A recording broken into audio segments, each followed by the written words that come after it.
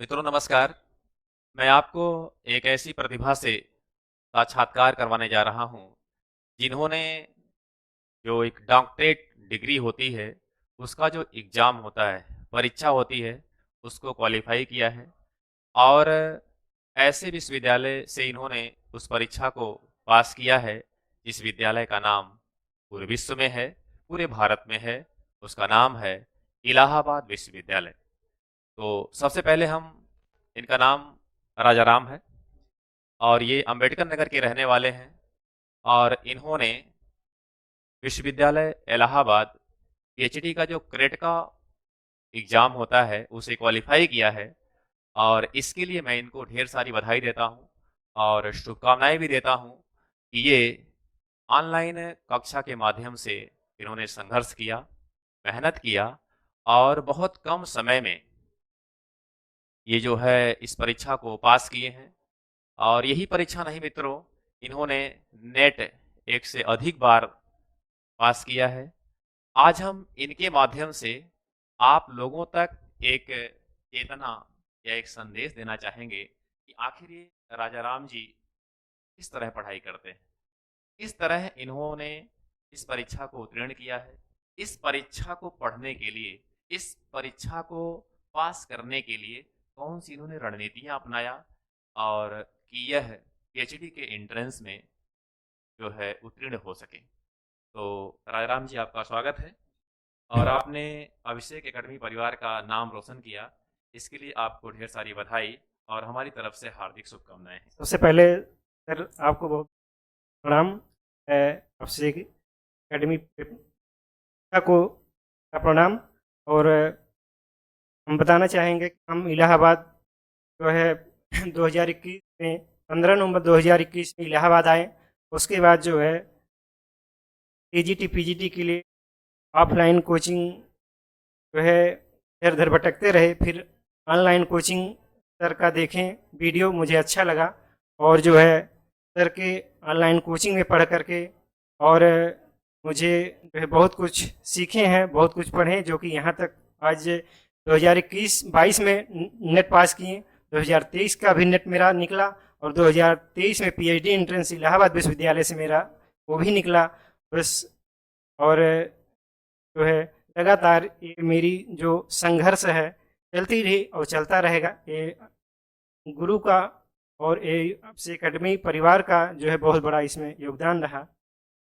अच्छा राजाराम जी, आपसे हम ये पूछना चाहते हैं, जैसे हमारे बच्चों के लिए एक संदेश जाए कि आपने जो है ये एग्जाम जो पास किया है, कहा जाए तो शिक्षा के क्षेत्र में या कहा जाए साहित्य के क्षेत्र में, अपने अध्ययन के क्षेत्र में ये बहुत बड़ा एग्जाम माना जाता है और वो भी इलाहाबाद विश्वविद्यालय से इस एग्जाम को पास करना एक चुनौती भरा रहा होगा, क्योंकि इलाहाबाद विश्वविद्यालय से पीएचडी करने का सपना या बीएचयू से करने का सपना या लखनऊ से करने का सपना, ऐसी बहुत सी यूनिवर्सिटियां हैं, जेएनयू है, दिल्ली है, ऐसे बहुत सारी यूनिवर्सिटियां हैं जिससे लोगों का सपना होता है कि हम पीएचडी करें, हम डॉक्टरेट हों। तो आपने जो ये तैयारी किया, तो मैं आपसे जानना चाहता हूँ कि इसमें आपने किस तरह से पढ़ा, सिलेबस की कितनी अहम भूमिका रही, या आपने ऑब्जेक्टिव प्रश्नों पर ध्यान दिया या विस्तृत जो प्रश्न आते हैं उस पर ध्यान दिया, और किस तरह से पढ़ने की कोशिश आपने किया ताकि हमारे बच्चे जान सकें कि हमको पढ़ना कैसे है, क्योंकि एक सफल व्यक्ति जो होता है वो सफलता का सही जो रास्ता होता है वो सही अर्थों में बता सकता है। तो आप कैसे पढ़ें, ये हम जानना चाहते हैं आपसे। खैर सबसे पहले हम बताना चाहेंगे कि जो ये तैयारी है, पहले सिलेबस उसको देखिए। सिलेबस के अकॉर्डिंग पढ़ेंगे तभी आप जो है परीक्षा को उत्तीर्ण कर पाएंगे। जब तक आप पूरा सिलेबस नहीं टचे देखेंगे तब तक नहीं कर सकते हैं। जी। आपको अगर किसी परीक्षा को पास करना है तो सबसे पहले आपको उसका सिलेबस निकालना होगा। उसके थ्रू आपको जो है चैप्टर वाइज उसको जो है गहन अध्ययन करना पड़ेगा और जो है उसको बार बार जो है रिवीजन करते रहिए। इससे जो है आपको जो है उससे आगे जो है तैयारी में कोई दिक्कत नहीं होगी।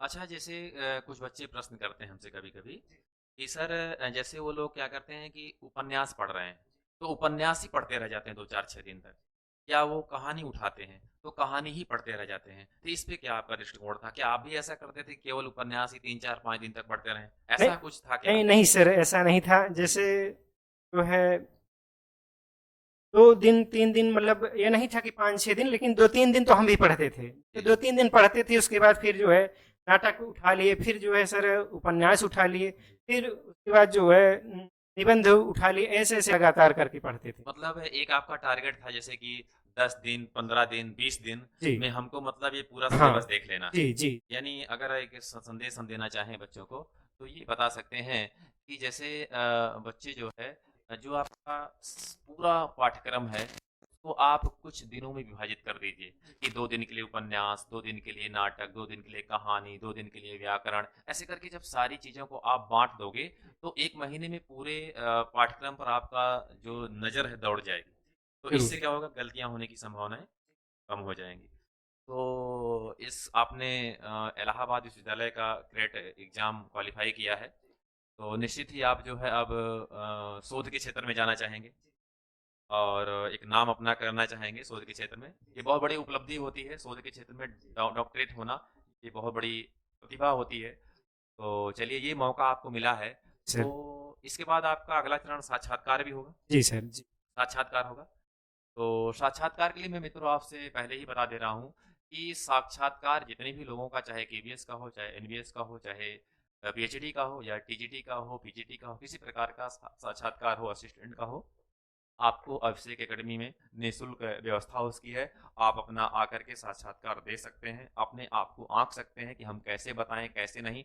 और यहाँ बहुत सारे जो है विद्वानों के माध्यम से आपको बोलने के लिए भी बताया जाता है कि आपको कैसे कैसे बोलना है, कैसे क्या करना है। ठीक है, तो मैं आपको बताता हूँ कि जब भी आपका साक्षात्कार डेट आता है, आप निःशुल्क आराम से आकर के अपना मार्गदर्शन खुद स्वयं अपने आप को जांच सकते हैं। 2 3 विद्वान यहाँ बैठे रहेंगे, आपसे प्रश्न करेंगे और कैसे प्रश्न पूछे जाते हैं ये भी आपको बताएंगे। तो उसका लाभ आप जरूर लीजिएगा, इसका कोई शुल्क नहीं है। और ये सभी के लिए है, जितने लोग देख रहे हैं सभी के लिए है, इसका कोई शुल्क या कुछ पैसा नहीं है, फ्री है। आराम से आप उसको आकर के दे सकते हो। तो जैसे आपने ये परीक्षा पास कर लिया है, तो हाँ, कौन कोई क्षेत्र आपका प्रिय होगा? जैसे कुछ क्षेत्र जो आपको अच्छा लगता होगा, हिंदी साहित्य के क्षेत्र में या भाषा विज्ञान के क्षेत्र में या व्याकरण के क्षेत्र में, तो कौन सा विषय आपको अच्छा लगता है? हिंदी सर। हिंदी साहित्य। तो हिंदी साहित्य में भी जैसे एक गद्य है, एक पद्य है, तो ये भी क्षेत्र एक बढ़ता है जब आप रिसर्च करते हैं। तो गद्य पे करेंगे कि पद्य पे करेंगे, कि तो कैसे आपको, क्या आपने सोचा पद कुछ है? पे। गद्य पे करना चाहेंगे? अच्छा, चलिए बहुत बढ़िया है। तो गद्य पे करेंगे तो काफ़ी विचार आप अपने हिसाब से दे सकते हैं। तो चलिए, इसके लिए आपको ढेर सारी शुभकामनाएं हैं। और राजा राम जी ही नहीं बल्कि बहुत सारे बच्चे ऐसे हैं जो संस्था से इस विश्वविद्यालय के एग्ज़ाम को क्वालिफाई किए हैं। हम सभी से आपको मिलवाएंगे और बताएंगे, उन्हीं से आप सीखेंगे कि वास्तव में ये कैसे तैयारी होती है, कैसे हम किसी परीक्षा को क्वालिफाई कर सकते हैं। और राजा राम जी ऐसे होनहार छात्र हैं जो बहुत कम समय में 2021 की बातें कर रहे हैं। 2021 में ये इलाहाबाद आए हैं और उसके बाद इन्होंने 15 तैयारी नवंबर 2021 को आए थे हम। 15 नवंबर 2021 को आए 22 थे। में। जी जी, 2022 में। 2022 मान के चलिए कि आए थे।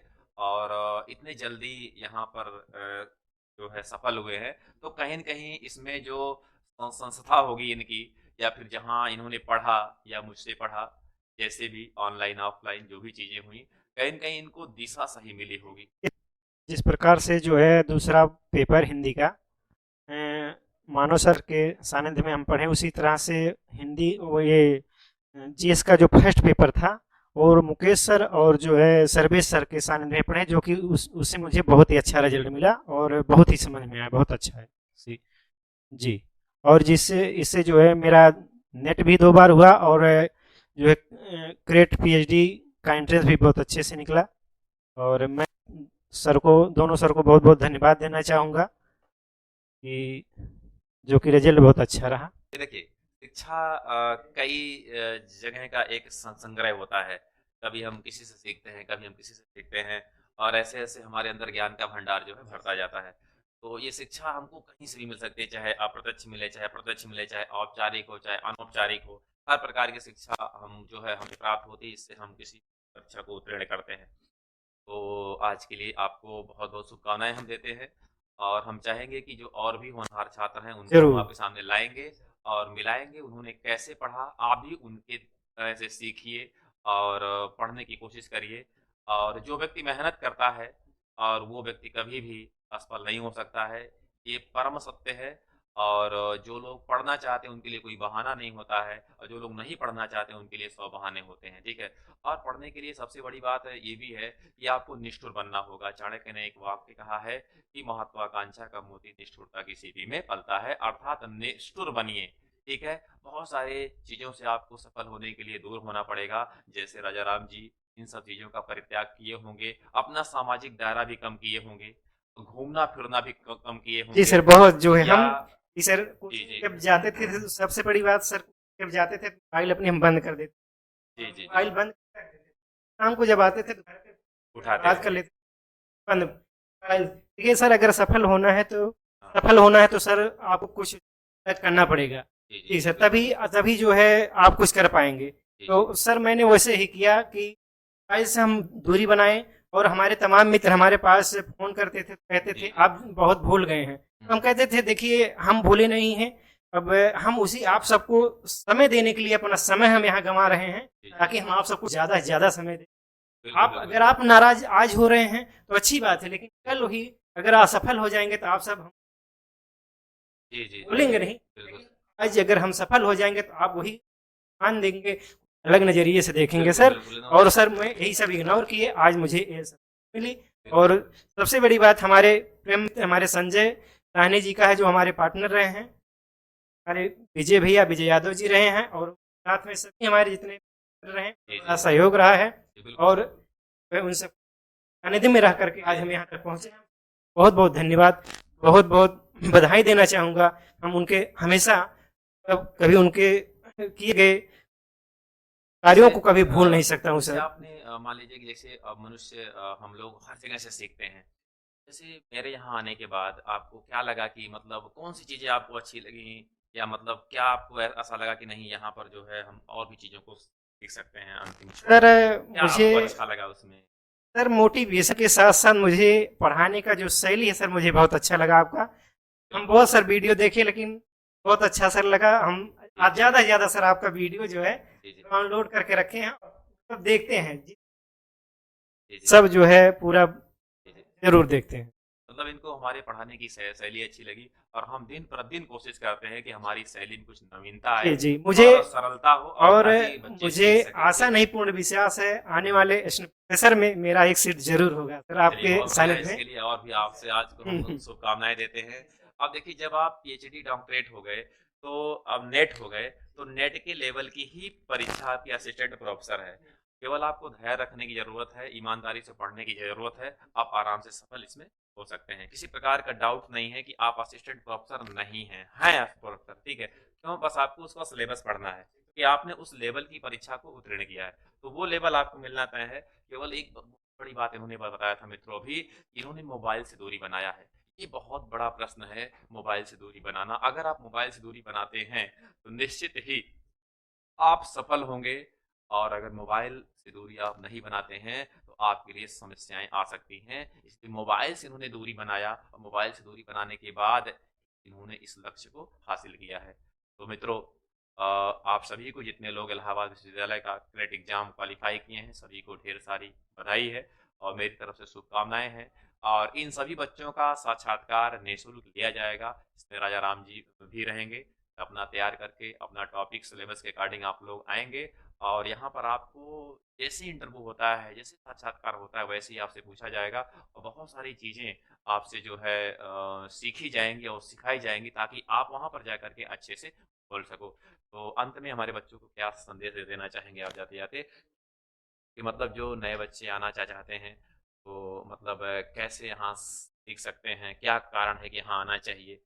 और क्यों मतलब बच्चे यहाँ आएँ, ऐसा क्यों? ये सर जो पढ़ाने की शैली है सर, आपकी शैली जो पढ़ाने की सर बहुत अच्छी है। जी, जी। और आप सर लगन से आते हैं, जी, इससे जी। बहुत अच्छा लगता है, वीडियो देखने में बहुत समझ में आता है, चाहे ऑफलाइन हो चाहे ऑनलाइन। जी, जी। मैं चाहूँगा जो भी लोग हैं वो सर के सामने आएँ और हैं और लक्ष्य को ज़रूर प्राप्त। चलिए, ढेर सारी शुभकामनाएं आप सभी को, और बच्चों से हम लोग आपको मिलाएंगे। और आज के लिए इतना ही। और पुनः एक बार हम इनको ढेर सारी बधाई देते हैं। इनका लक्ष्य असिस्टेंट प्रोफेसर है, तो ईश्वर इनका साथ दे और ये अपने लक्ष्य को जो है प्राप्त करें। धन्यवाद मित्रों।